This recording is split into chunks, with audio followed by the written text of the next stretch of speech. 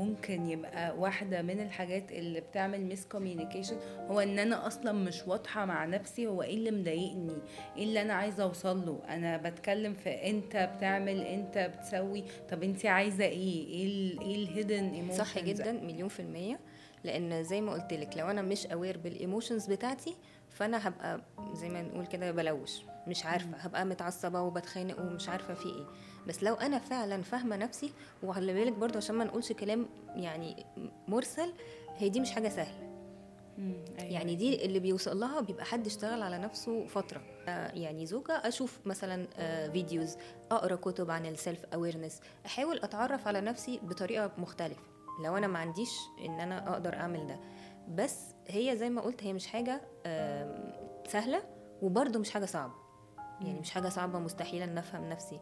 يعني أنا ممكن أقولك مثلا حاجة من الحاجات اللي تساعد إنه أكتب.